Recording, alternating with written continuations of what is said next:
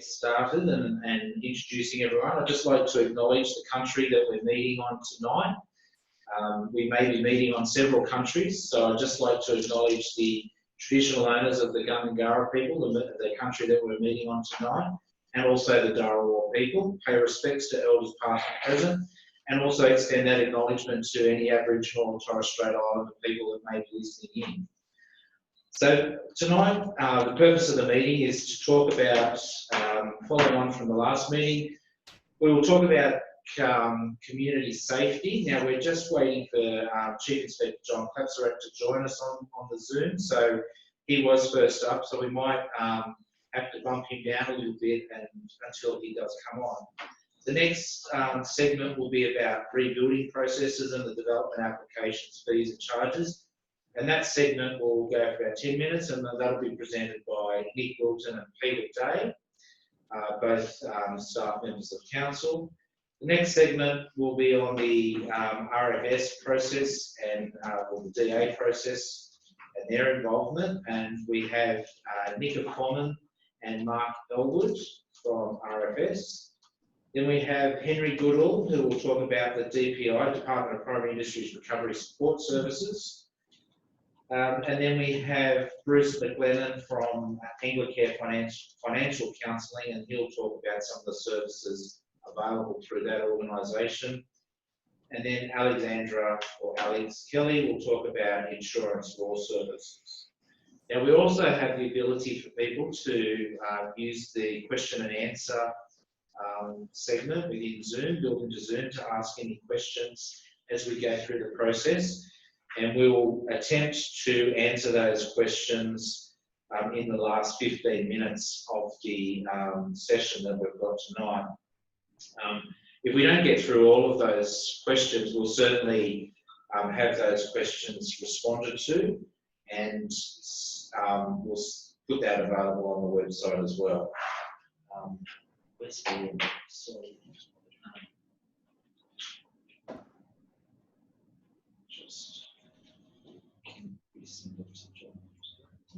Okay, thank you.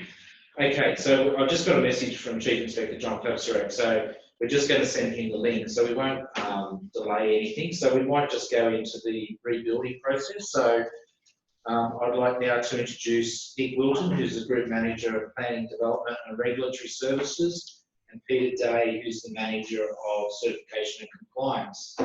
So gentlemen, would you like to take it away? Thank you. No worries, thanks Mark. We've had a few questions that have been raised in relation to how long does it take to get approval, and also what resources are available to bushfire affected residents. So I thought I might just touch on that briefly, and then I'll hand over to Pete to talk about the DA process relating to rebuilding. So in 2018, Council basically set up what they call a responsive outcomes unit, which was specifically looking at residential housing developments within the Southern Highlands in new urban release areas. And this group, or these resources, were basically set up to enable responsive outcomes to happen in terms of getting DAs approved quickly. What we've actually done as part of the bushfire assessment process, or the assessment related to bushfire affected properties, is we've actually broadened the resource base of this group to enable these types of applications that would be lodged by people that have been affected by bushfires through this group in order to get these applications out in under 20 days. We don't want these applications getting caught up in the system and taking, sort of between 40 and 100 days like some other applications. So essentially we've allocated a specific group within council. There's 2 staff within that group that will be dealing with all these types of applications coming in. And we've had roughly about 20 applications all up come in, and we're expecting more to come in the second half of this year. As part of our commitment to making sure that we get these applications determined quickly, we've also set up a duty certifier within council, which can assist people wanting to lodge applications. If they don't understand the process, they can come in, talk to the duty certifier. They can either be done by face-to-face contact over the front counter. They can contact council via council's contact centre on 0248 680 888. They can just ask for the duty certifier, and they'll get in contact with you to discuss that application. Most of the home builders within the Southern Highlands understand the level of detail that we require in these applications. But if you're going to lodge the application yourself and you're not getting a consultant to do it on your behalf, essentially what you can do is talk to Duty Certify and they'll step you through the process in terms of the level of documentation that we need. The better the application that's submitted up front, the faster we can determine it. We don't want to continually go back to and frustrate the process by going back to clients asking for more information. So if you use that Duty Certify service up front, it makes the process a lot more streamlined. In terms of fees and charges, so back in, I think it was February this year, the council has resolved to waive certain fees associated with development applications that are lodged with council relating to bushfire affected properties. Now, there is a caveat to that. The property that was affected at the time needs to be in the same ownership. It can't be on-sold, so any person that would purchase that property doesn't have the benefit of that subsidy. But we do have an Excel spreadsheet of properties that are bushfire affected that was provided to us by the RFS, and we can check that at time of lodgement. So essentially, when you come in to lodge the application, the customer service staff will check that, and if it was a bushfire affected property, they won't be charging you any fees associated with that. Now, if you are seeking to provide other infrastructure on the site, including pools and that sort of thing, they won't be included in that subsidy, and we will be providing a separate fee schedule for that. And we can separate that away from the other DA if necessary. So if it's like for like, we can most certainly waive the fees for that. But if it's going to be other buildings such as secondary dwellings or pools or other ancillary development that wasn't bushfire affected at the time, essentially we will, we will invoice those separately. So what I'll do is I'll hand it over to Pete now, and he'll just take you through the actual DA process. Nick, just to add to that comment too, the council also recognised that if you're rebuilding your house and it was bigger, that wouldn't attract any additional fees. But if you decided that you wanted to put on a dual occupancy or a secondary dwelling, that extra component would attract the commensurate development application fees. That is correct, yes. The other thing is the fees that are also waived are the state government fees, which is the planning reform fees, which is a percentage levy on the development application costs, as well as the BASIC's certificate fees, and they are applied to get back through Service New South Wales. So when you lodge your application, you would seek to have those refunded. And the long service leave levy has also been waived as well. Now, I did receive a comment today because we're up in Balmoral with the Governor General, and it was mentioned to me that someone had run through to the council to get an understanding of the fees, and they were told that it was only the development application fee that was not being charged. To correct that, it's all fees associated with rebuilding. So your development application fee, your construction certificate fee, all your inspection fees, occupation certificate fee, your Section 68 certificate, and Section 138 if you do need it. So it's anything. So everything would be discounted back down to zero.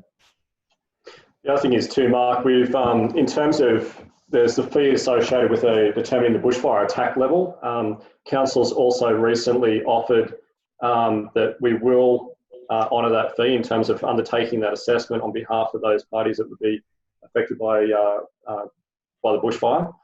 In relation to that, there have been people that have turned up to council or phoned up and requested that a bushfire attack level be determined for their site. We actually need a site plan and also the location of the dwelling in order to be able to determine that bushfire attack level. So it's not based on the site, it's actually based on the structure on the land, the distance to the fire source or to where the trees are, and also the slope as well determines that. So we need that level of information up front. So you probably need to turn your mind to what sort of structure that you're going to have and the location of that moving forward. Okay, thanks, Nick. So I think we're now heading over to Peter Day. Okay, thanks, Mark. I'm going to briefly touch on the different application types required for those looking to rebuild. These being the development application, a construction certificate, and a Section 68 application. I'll start with the development application. I'm sure most people would have heard of a development application or a DA. in its simplest terms, it's basically a planning approval.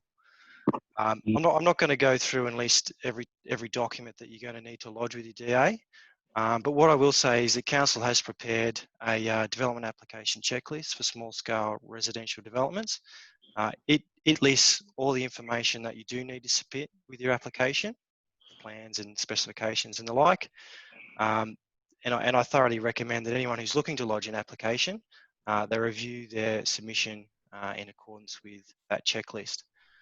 We've also developed a statement of environmental effects checklist or a template that you could complete, which will also assist you in preparing that document. Both these templates are available on our website, and if anyone needs direction to them, please contact the duty officer. A couple of points I'd like to make in regards to development applications and the process that people might be interested in. During the assessment of your application, Council may be required to engage with some external agencies and seek their concurrence prior to approval. These being predominantly will be the New South Wales Rural Fire Service, which Mark will talk us through later, Water New South Wales, and potentially the Mine Subsidence Authority. Depending on the type and characteristics of your development, it may also be required to be notified. Currently, with some of the issues with COVID-19 around post, the notification period is around the 20 days. So that may delay your application slightly if that is required. Most of the applications to date haven't required to be notified, but if our community participation plan lists it, then we do have to do that. On approval of your development application, you'll be provided with a notice of determination that includes conditions of consent and a copy of the stamped approved plans. When you get this, please ensure that you read the conditions thoroughly, as they impose requirements on the developer or the owner to either do or not to do certain things at specific stages of the development. A good example is there will be a condition requiring that prior to the commencement of any works that you need to obtain a construction certificate. That's obviously fairly self-explanatory. You need to get the construction certificate before you start any works. So that probably leads us on to the construction certificate. So once you get your DA, you need to obtain a construction certificate, or what's referred to as a CC, from either council or a private certifier. The construction certificate is the building approval.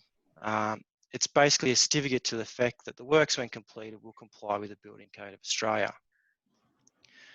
If you want or would like council to issue the construction certificate for you, I would highly recommend that you apply for it at the same time as your DA, so that way we can process it concurrently. The construction certificate is very similar to the DA. You'll get a copy of the certificate or the approval and the stamped plans once it is approved. The only difference is it doesn't have any conditions attached to it. The last application that I'll talk about is a Section 68 approval, which is granted under the Local Government Act. Section 68 approval is required for any water supply, sanitary drainage and on-site wastewater systems. So anyone that is looking to rebuild a dwelling or an outbuilding that contains sanitary facilities such as a bathroom will require a Section 68 approval. Again, I recommend that this application is lodged concurrently with the DA. That way you can look at them both at the same time and we can get them out for you quicker. One point with the Section 68, which I believe all the dwellings that were lost were on unsewered land. So you're all going to be having an on-site sewage management system. If you're looking to add any bedrooms as part of your DA, or you need to replace your system because it's been damaged, you will be required to engage an appropriately qualified environmental or geotechnical consultant to do a wastewater report. We require this report in order to satisfy Water New South Wales requirements as we are in the Sydney catchment. So we will do an assessment of your proposed system and then apply conditions accordingly.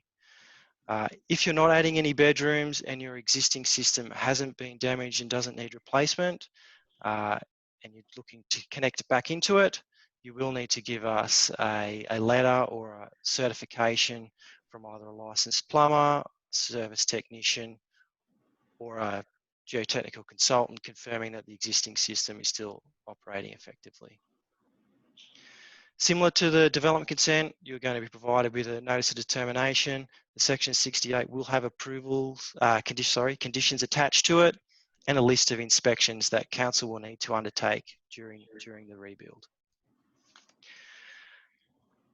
The final step, or the next step, now that you've obtained your 3 approvals from council, or if you choose to use a private certifier, you then need to appoint what's called a principal certifying authority, or a PCA. This person is generally the same person that approves the construction certificate. They need to be an accredited certifier. The PCA is the person who's responsible for carrying out all the mandatory inspections during the build, monitoring compliance with the DA and the approved plans, and at the end of the development, when it's all finished, issuing you with the occupation certificate. When appointing your PCA, you will be required to enter into a contract with them, and as part of this, the PCA will provide you with a list of all the mandatory inspections that they must complete to their satisfaction prior to you moving on to the next stage. One little note there is that prior to the commencement of the work, you or your builder need to notify the PCA of the commencement date and the details of who the licensed builder is and their insurance details.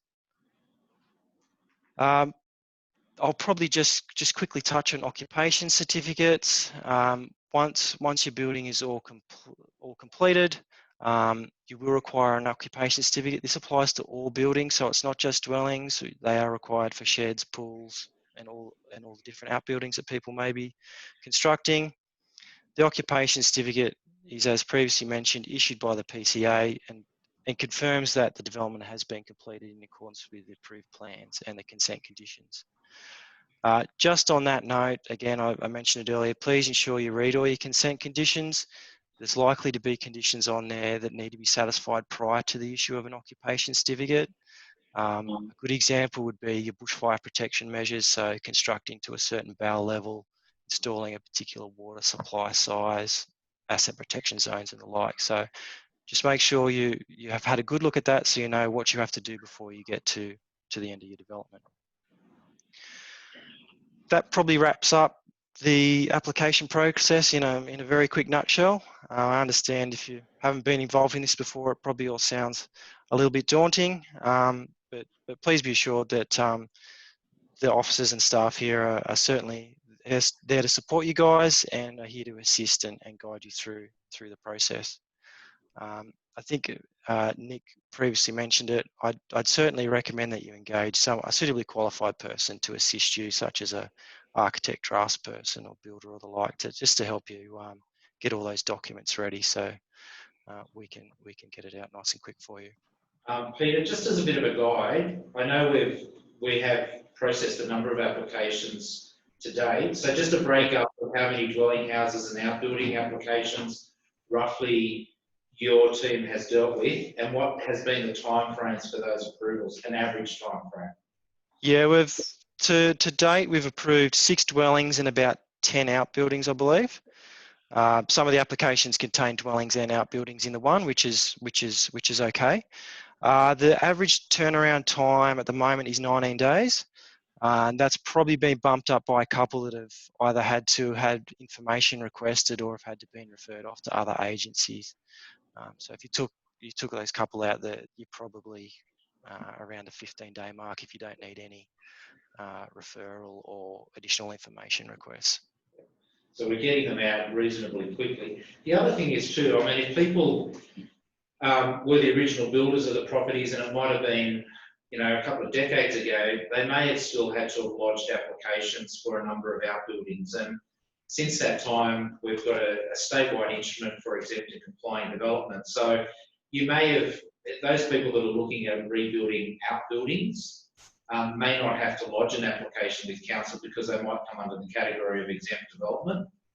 And yeah, that's correct. We've had a few already where they've lodged DA for the house, and then the outbuildings have been able to be rebuilt as exempt development. That's correct. Yeah. So again, if you're looking at that level of replacement of buildings, and it might be worthwhile just checking with council to give over the specifications in terms of the size of that outbuilding, in which case we might be able to say you don't need to lodge an application, you can get that erected as exempt development. But if you are going through a shed builder or someone like that, they probably already have a good idea of what is exempt development anyway. But it's worth asking the question, because once upon a time, all buildings needed some sort of an approval, and now we're in 2020, and the policies that have come in since then have now eliminated the need for some of those minor buildings requiring any council approval. So it's worth the question. So again, if you've got any questions to our audience out there on the planning process, if you can lodge, put your questions through now, or if you think about them after the session, by all means ring up the council and ask to speak to one of the team members, and they'll be more than happy to provide some assistance to you.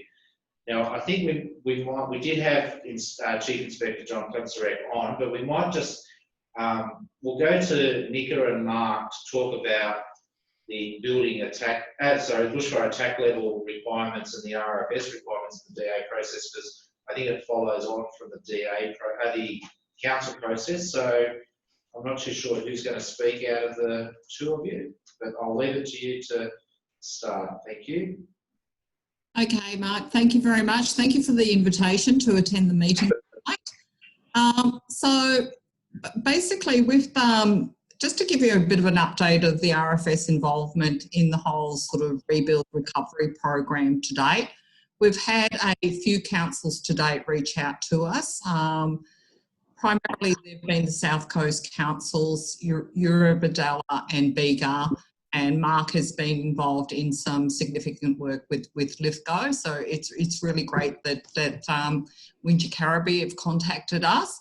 But what we've basically been doing to date is encouraging people, if they need assistance, to contact the RFS, and we will guide them through the process of some options for them. Basically, as Nick and Peter alluded to, like there are a couple of options to get your appropriate BAL rating or bushfire attack level, and that is through like the single dwelling kit, which is available on our website. But it is encouraged that basically that particular kit be used for the lower risk areas. For the higher risk areas, you're best placed to engage a bushfire consultant through the Fire Protection Association of Australia, who will probably give you a better bushfire outcome and potentially reduce the costs of rebuilding. Now, we also offer a pre-DA service, which is available. And obviously, if a person identifies that, look, they've had a loss and they would like advice on rebuild, we've obviously been prioritising those applications. And the applications to date, we haven't had many, but they have primarily been not necessarily rebuilding in the same location, but rebuilding to a bit bigger building footprint. And in some instances, you know, some additional sort of structures on the site. So perhaps Mark and myself will get in touch with, we'll definitely get in touch with Peter and Nick to see how possibly best to manage that process. So I might hand over to Mark now to just give you a bit more of an update of like his work and what assistance we can offer. Okay, so thanks, Nika. Look, I think from the point of view of the processing of any applications we receive, yeah, we'll definitely be prioritising those as best we can. In terms of the plans and documents we require, I think once council's happy with the initial lodgement, that generally satisfies our requirements. I think, as Nika said, the single dwelling application kit is a good resource, especially for those lower end bits and pieces. And then the 1300 number, so 1300 679 737, we're available to answer questions on that line. So yeah, 1300 679 737. And yeah, we're certainly do our best to provide answers where we can for any of that bushfire information. And just to add to what Mark has just said too, also been working with the Department of Planning through the concurrence referrals portal. We're looking at also, they've now identified rebuild applications, so that obviously is a very good trigger for us to fast track those applications.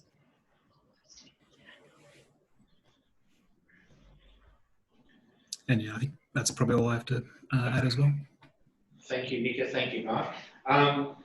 So we also have this document, Building After the Bushfire, and it's a very comprehensive document. It does not only address some of the council requirements, but also the processes and getting information for RFS, Water New South Wales, etc. We have it on our website, and we're going to put the link. The link is now in the chat part of the presentation.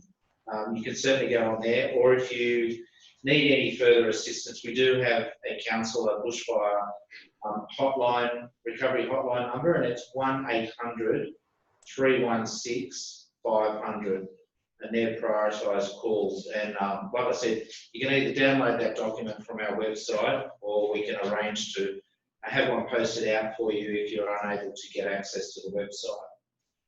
So now we might just go back to community safety, and thank you to Chief Inspector John Kotsurek for joining our Zoom meeting this evening. So I'll now hand over to John to talk about community safety aspects. Thank you, John. All right, there. Thanks very much for that. I asked if I could come along tonight, mainly because I've heard some. It's nothing's been reported to police about some workmanship or some offer for goods and services up in the northern suburbs from maybe possibly some people well-meaning, but also possibly from some people who are trying to look to make it a few dollars in this time of vulnerability, and also opportunistic that there are funds for some work to be done. So I'm just asking people to use a bit of common sense. As with any building or recovery type of process, from reputable sources, you tend to have quotes or have an agreed price up front to what kind of work you've been done. But when you have people come in an area offering goods or wares at a cheap price, to say that we're trying to help the community rebuild and we can do this for a certain price, whilst they could be well-meaning, at the end of the day, whether you are starting to rebuild or start any type of building process, you want to come from a solid basis, in that if you are asked by, whether it's council or a consultant about what's been done so far, you should have some paperwork to support what work's done. What you'll find is, it won't be acceptable to have, a fellow came here and offered to help me, put in a driveway or repair a roof, and he did it for a certain price, but I've got no paperwork for it. That should ring a few alarm bells. Like I said, the reputable people are always happy to put things in writing for you and guarantee their work. So, like I said, I've heard a few stories about people, and some of them could be well-meaning and trying to offer their services, but what you find quickly enough is when you try and follow it up or clarify any quotes or what exactly is being done, they can either not get back to you or be very cagey about what will be offered in that price. But I see it time and time again around the state that we do have people who use these opportunities to cash in, and I am concerned that either our northern suburbs or some southern suburbs may be victim to that. So, whilst COVID's been around, that's been taking a lot of time and attention away from our normal community interactions. I just want to assure people that the recovery process your needs are still well and truly up front as far as the police are concerned. So I just, if nothing else, I strongly encourage you to call and at least ask about anything that's happening in your area. I'm not hearing too much about anything that may not be legitimate. I'm hearing a lot about motorbike riders, let me tell you, and I'll be addressing that in the next couple of weeks. But if there's anything that could be going on in that community, I'd love to hear it. If there's an opportunity to come in person and meet somewhere and hear some of these stories or concerns, I'll be there tomorrow if need be. But if there's anything that people aren't comfortable with or are second guessing themselves, please contact your local police and just either let us know or get advice.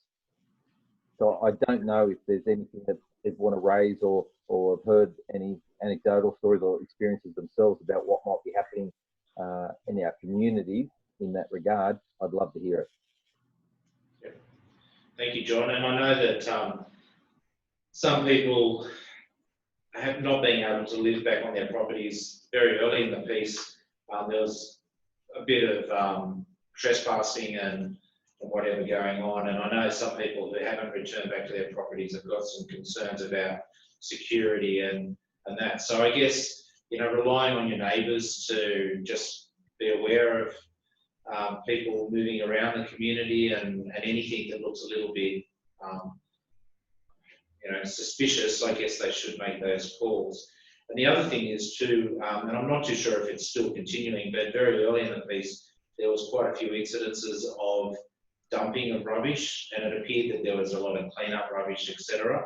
So again, if there's any dumping of rubbish down, particularly the back roads around our burnt-out communities, please ring council, and we do have the ability of going out and taking some details of, you know, if there's any details of the vehicles or whatever, but certainly looking at all that rubbish that's been dumped there and see if we can trace it back to where it might have originated from.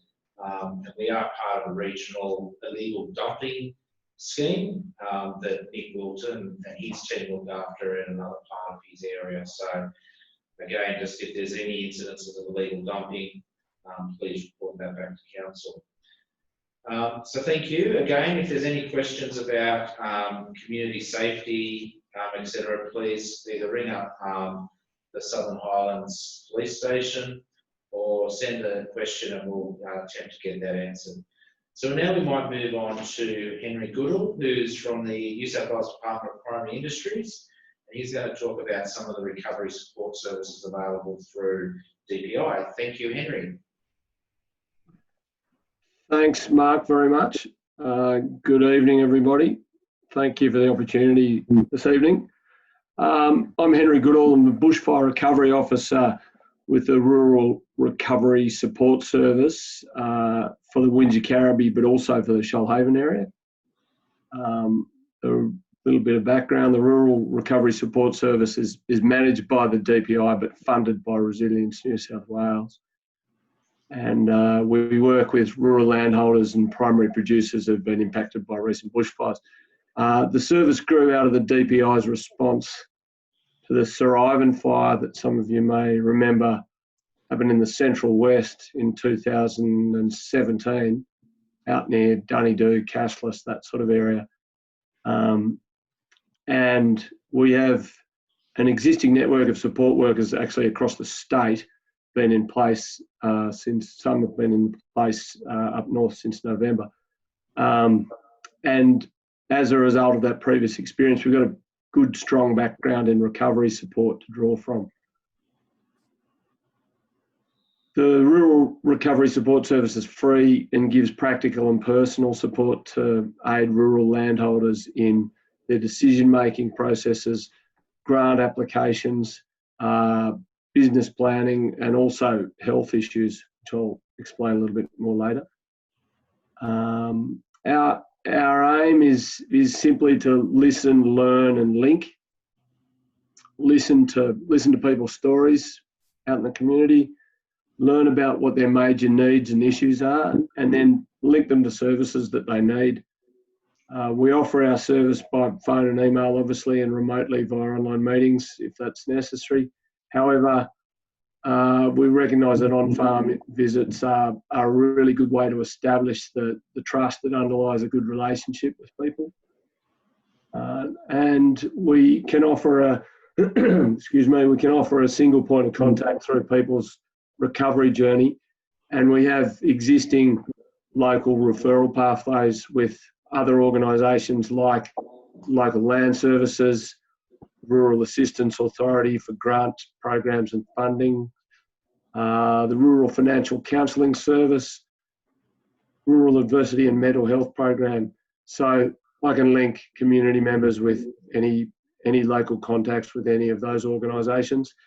And we, in the Windsor Caribbean, we sit side by side with the wonderful crew from Community Links in the Windsor Caribbean area, and we maintain a healthy two-way referral pathway. And I'd like to thank them for their collaboration and support.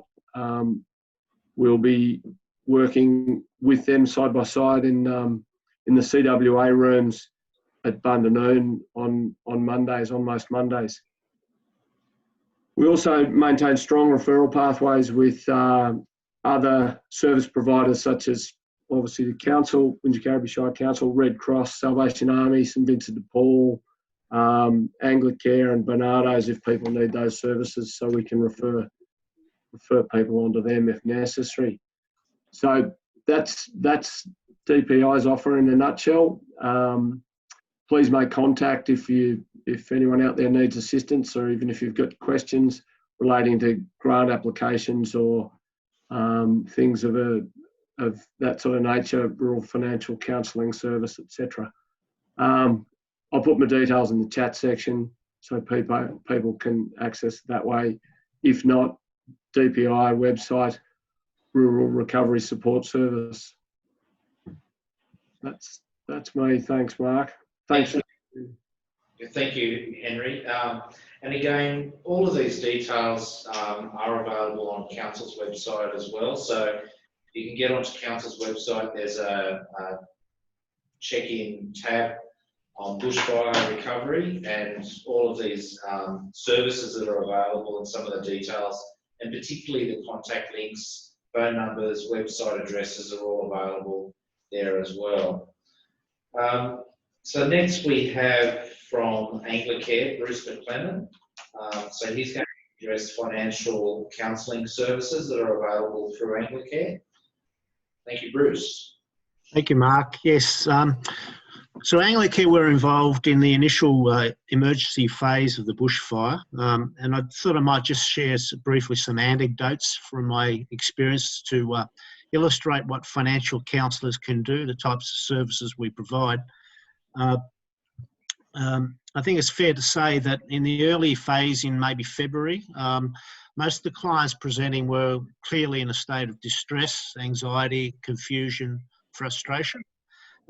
And it was very much in that phase about reassuring people that what they were going through was to be expected, and just to empower them, I guess, with the information around insurance claims, debts and that sort of thing.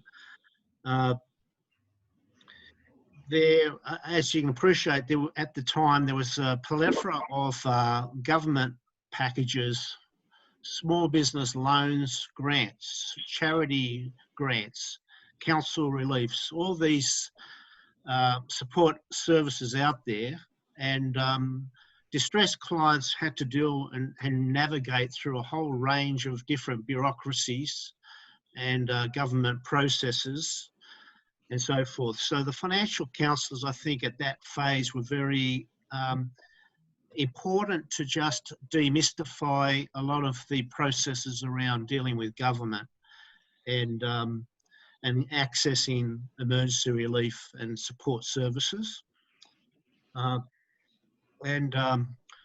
Financial counsellors are not per se specialists in legal claims matters. However, we do obviously a lot of advocacy and negotiation on behalf of clients.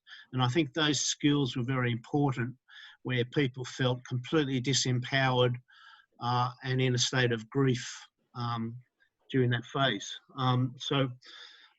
In terms of legal insurance claims, we initially provided information around rights and obligations of insurers, and the Insurance Law Service and the Financial Rights Legal Centre were very helpful. There's an abundance of resources, but a lot of these people simply didn't know where to find those resources.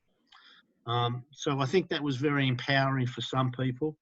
Of course, we do normal advocacy to banks, lenders and creditors to buy them a moratorium of breathing space during a crisis. So very much a sounding board for clients who are facing major decisions, some with insurers offering multi-$100,000 payout figures, decisions to choose their own builder or the insurer's builder, complex financial and legal matters when they're in a state of grief. Some of the common insurance issues I encountered were common issues around the distinction between direct loss and consequential loss under insurance policies. So a lot of contents holders were very nastily surprised that their policies didn't cover outside surrounds, shrubs, sheds, fencing sometimes. It was very much a case-by-case basis.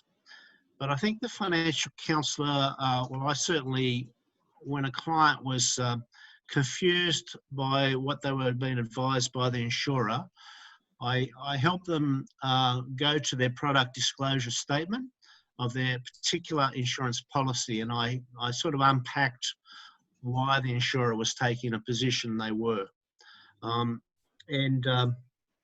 If they weren't happy, we were happy to direct them to legitimate complaints mechanisms, both internal dispute resolution through the insurance companies or through external dispute resolution services through AFCA, the Australian Financial Complaints Authority.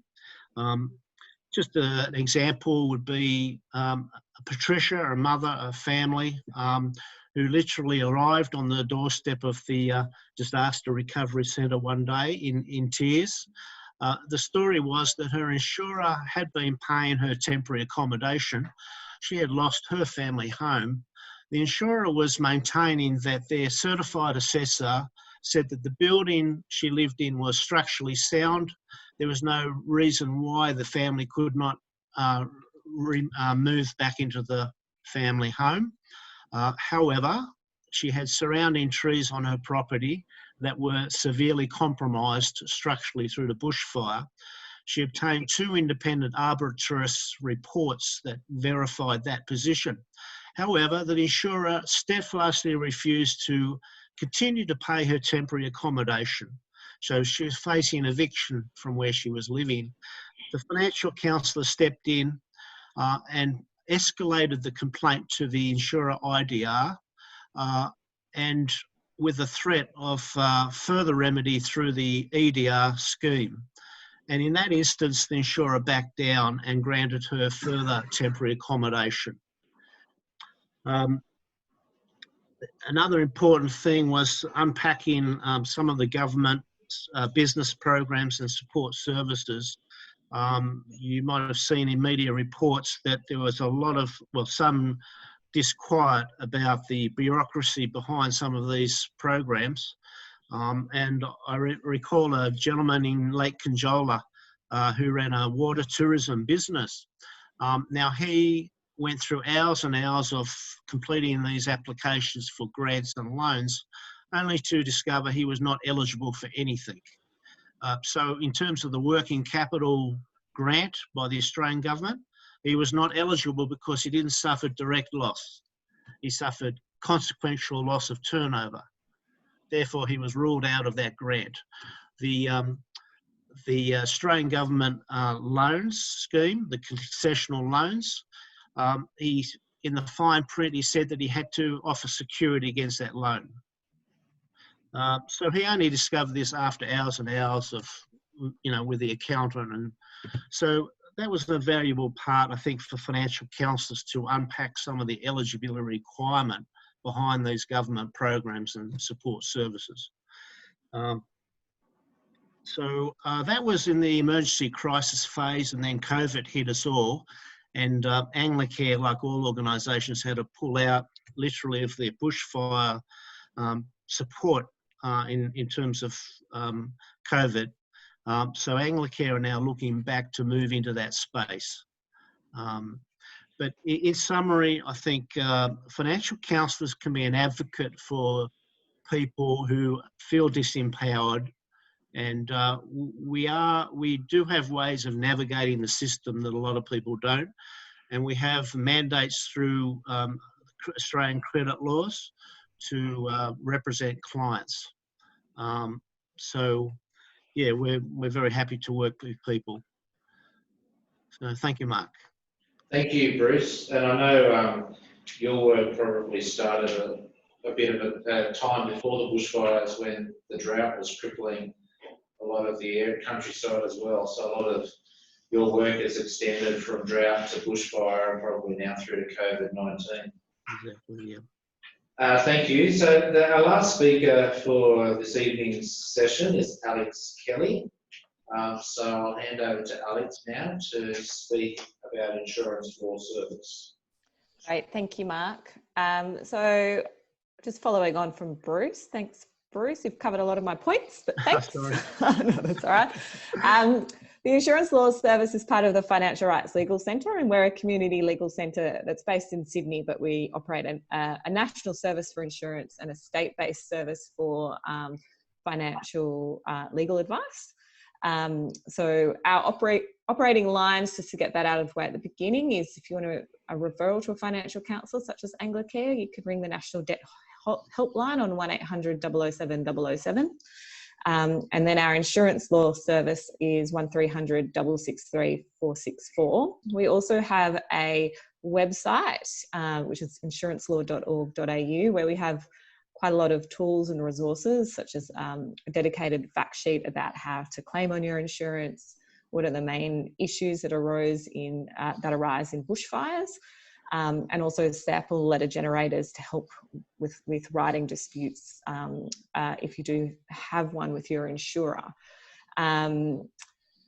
Anyone is welcome to call us. We prioritise anyone who has been impacted by a disaster, including COVID, by pressing 1 on our insurance law service.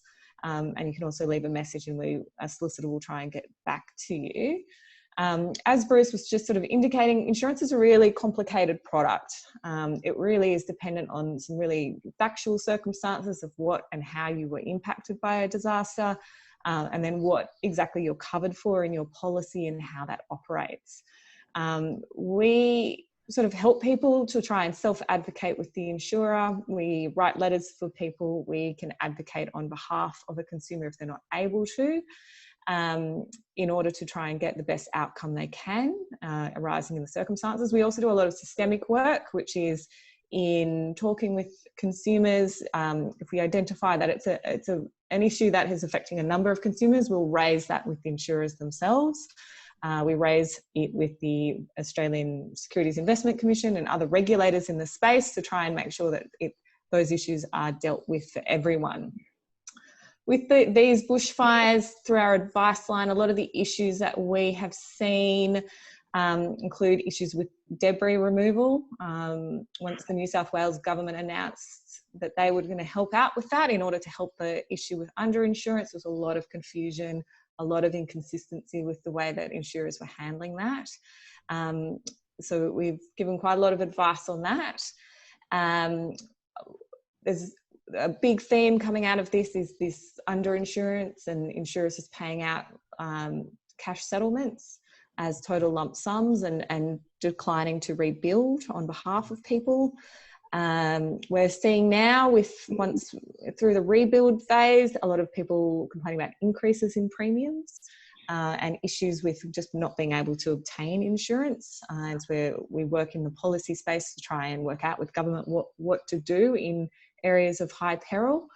We're seeing a lot of issues with delays of repair and the quality of repair work, and also impacted by COVID. We've seen a number of alternative accommodation disputes as well. We're part of a network of community legal centres. So there is community legal centres within your shire, the MacArthur Legal Centre. There's also legal aid. There's also been a huge support from pro bono partners through Justice Connect. We can, for complex matters, refer people out to independent pro bono representation. As Bruce mentioned, insurers are bound by rules in respect of how they handle claims and also in their dispute resolution processes. And so you do have a right to dispute any decision by an insurer, get written reasons, seek advice, and pursue your matter to the Australian Financial Complaints Authority. AFCA, which has been in place since about 2018, replacing the old Financial Ombudsman Service, increased their compensation caps so that a lot more insurance claims can be dealt with where there is a total loss event, so they can look at claims up to $1 million. They do have lower compensation caps for, that aren't claimable events, but might be due to stress and inconvenience and delay in respect of claims handling, and they are a lot lower, of only $5,000. And just reflecting on what I think John said earlier about concern in the community around possible scams, is one issue is that we see in our space, not quite so much a scam, but for-profit services that have sprung up. They are often in the insurance industry called storm chasers, where they might knock on your door and say, look, I can do your insurance claim for you. I'll just take a cut of your claim. So we have seen a proliferation of those businesses. Some of them are looking a little bit more professional. We just strongly urge you to know that there are free legal services like legal aid, community legal centres and ourselves, and financial counsellors. If you do want to go down a paid route, just be very careful about what you're agreeing to in the contract. There can be some nasty terms and conditions in there. Just be mindful of that, because they're not as regulated as professionals like financial counsellors or professionals like solicitors, where we do have certain obligations in respect of how we handle matters. So just be aware of that. And I think that's about it. So happy to take questions, and more than welcome for anyone to call our service if they do need any advice or guidance in respect of any insurance claim, as well as our credit and debt. So any issues with mortgage defaults, problems with your bank, like the bank takes the insurance payment, payout, issues with COVID, are all issues that Financial Rights can give advice about, legal advice or referrals to face-to-face local financial counselling services. Thank you. Great, thanks, Alex. So that does conclude the formal presentations from our guest speakers. So I'd just like to once again thank Alex, Peter, Bruce, Henry, Nick, John and Mark for taking the time to make those presentations. Some really important information and advice that was provided, and unfortunately we can't obviously address everyone's needs and requirements in a 1 hour session, but the purpose of these sessions is to enable people to understand what is available out there in the community, depending on where they are in their recovery process. And we know that people will be recovering at different paces, and I know, Henry, you spoke about Community Links Wellbeing service available, and we had them present 2 weeks ago, and that's a really important service because we know people are really struggling to know what to do and when to do it and how to do it, and that's a really valuable service to help people get through the grind of rebuilding. I know everyone would agree we're all there to help people, and we don't want to see people being left behind, and it has been difficult doing the re-engagement with people and our community during these tough times and COVID, where we've never experienced it before. So when everyone's doing what they can possibly do, but by all means, please reach out and don't let your neighbours be left in the dark also. So I'll just go to our question and answer board, and we haven't had any questions come in. So it's pretty much right on 6:30. So again, thank you presenters for your time tonight, and to thank you everyone who's been listening. We have recorded this session, so it will be uploaded to our website later on this evening, tomorrow. So again, if people are unable due to circumstances, are unable to listen in live, they will be able to do so tomorrow. So without further ado, I wish you all a good night and thank you. And we have our next session scheduled for Thursday, the 16th of July, starting at 5:30 to 6:30 again. At the moment, we have one of the topics to talk about is Build Back Better, which is 3 Bs, and we're hearing a lot of that lately. But if anyone's out there listening and there is something that they would like us to program into our agenda, please also drop us a line and we'll see what we can make arrangements for as well. So thank you all and good night. Thank you. Bye-bye.